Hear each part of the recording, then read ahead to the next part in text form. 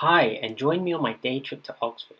With a couple days of annual leave following a week on night shifts, Oxford was an easy getaway. Oxford is a historical city, infamous for its university and also beauty. It is 55 miles northwest of London, and from a station in London, it can be reached within an hour by train, so it is an ideal escape for a day trip. Hello everyone, I'm in King's Cross. This is for my spontaneous day adventure. So I thought I'd take a train to London. It's only £3.40, and then ask my friends where I should go after that. And consensus seems to be Oxford, so I'll have to head to Paddington for that.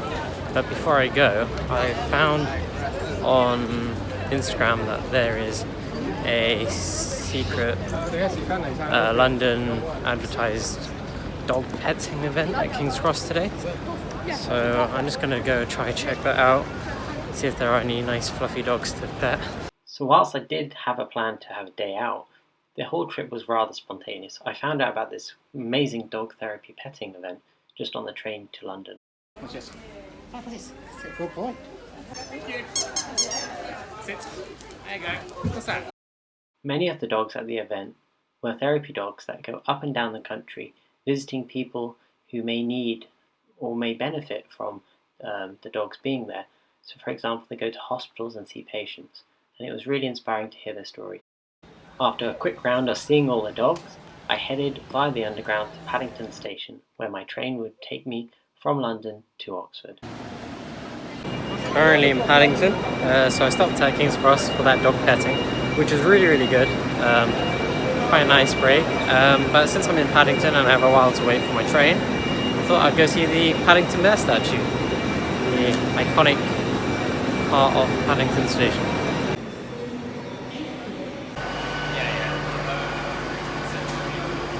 So I am now in Oxford. I think on the way here in the train it was raining on and off. It's not raining in Oxford at the moment, but considering the possibility and the fact that I didn't bring a coat, I think I'm going to try and go see the outdoor things first, logically. So that involves having a look at the colleges, maybe the botanical garden if it hasn't started raining by then, and then consider some of the museums. So we're here at the station, and I guess all the main things, all the sort of university sites, the Oxford Castle, are across the river. So I'm just going to take that road via High Bridge Street. So the walk is quite short from the station. It took about 12 minutes to walk to the city centre itself. So I just crossed the bridge on the High Street, and I can already see the castle, which is over there. So I'll try and see that near the end, I guess, because it's closer to the station, if I have time. I mean, it's not a huge priority. I know it's meant to be quite an interesting place because it used to be a Norman castle, but I think it's now used as a hotel, so it would kind of just be for the views on the outside, I think. Every street of the city centre was just magnificent. Just on entering the city centre is the Saxon Tower, the oldest church in Oxford, built in 1040.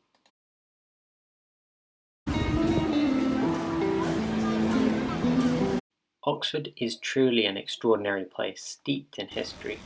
The university itself is one of the oldest in the world, and certainly is the oldest in Britain. The streets are stunning, with amazing architecture and spires. There is also plenty to do, from visiting the colleges. Unfortunately, on the day I went, pretty much all of them were closed, but you could still admire them from the outside, to punting, to visiting the botanical garden, to going to the Oxford Castle, which dates back to Norman time, to visiting some of the extraordinary museums there, such as the Ashmolean Museum, which I myself didn't get to visit. A popular landmark in Oxford is the Bridge of Sighs, or Hertford College Bridge, which basically connects two parts of Hertford College over New College Road. It's thought to resemble the Bridge of Sighs in Venice. Next up was the Bodleian Library, the second largest library in Britain after the British Library, with 13 million books. It's also one of the oldest libraries in Europe. It is the main research library of Oxford, and is a really nice place just to walk around.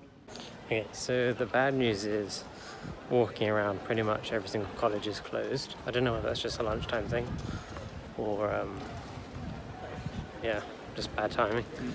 But the good news is I haven't mind just admiring the beautiful buildings from around me. It's kind of, there's some streets where it's just so hard to walk without sort of trying to look everywhere.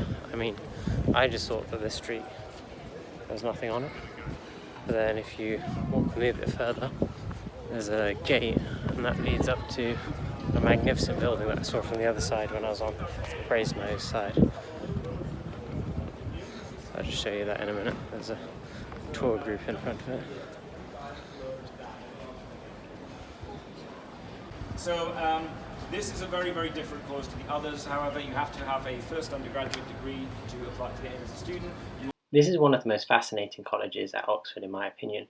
You are required to be a graduate at Oxford, be recommended by your college that you are at, and then pass one of the hardest exams in the world. In the same square as All Souls, in Radcliffe Square, is also the University Church of St Mary the Virgin, a wonderful church that's free to enter, and you can pay £5 to go to the top and have magnificent views of the city. This church has been present since the time of the Saxons, and was one of the first buildings incorporated into Oxford University when the university first began.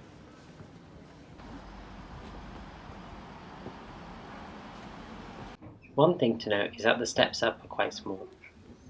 My time in Oxford would not have been complete without a trip to Christ Church College. Founded by Henry VIII in 1546, it's one of the largest and wealthiest colleges in Oxford. The dining hall itself was used as a site of the Parliament during the English Civil War by King Charles I. It's been featured in several films including Harry Potter and the Golden Compass, and notable alumni include 13 of the previous 55 Prime Ministers, the founder of Pennsylvania, and King William II of the Netherlands. As such, it comes as little surprise that the admission is a bit pricey at £16 for an adult. It was raining in patches on the day, so I took the opportunity in one of the showers to visit the renowned Cover Market, a historical market dating back to the 1770s. Filled with a wide range of independent shops and cafes, it really is a beautiful place in the heart of Oxford. Trouble is, it keeps raining and then stopping, then raining and stopping, so I'm never really sure, because I didn't bring a coat. I'm never really sure whether it'll be a good idea or not to try and go to the deer park, which obviously is probably going to be an exposed area. But as is only splitting, I'm thinking let's quickly go, because things start closing soon. It's about 2 o'clock, 2:30, and things start closing at 5. There's still a lot I kind of want to see, so whilst I can, I'm going to try and make it there. What I can see though on the way is there's so many movie filming vans. They must be doing a production or something. It's quite interesting. So whilst I didn't make it to the deer park in the end, I did to the Botanic Gardens, which was beautiful. So Oxford Botanic Gardens were founded in 1621 and is the oldest in Britain. On site, there are over 5,000 interesting plants, with exhibits ranging from medicine-related plants to parasitic plants and plants from high places. On the way back through the city, I took a stop at Turf Tavern, infamous for many famous guests coming to drink here, including Stephen Hawking, the cast of Harry Potter when they were filming at the colleges, and Bill Clinton before he was a president. I finished my trip by admiring the wonderful Oxford Castle. Unfortunately, it closed by the time I had arrived, but there is still a lot to see on the outside, including the old Motte and Bailey and the newer tower, which was first used as a castle and then as a prison. Overall, it was a fantastic trip to Oxford. Thank you for watching.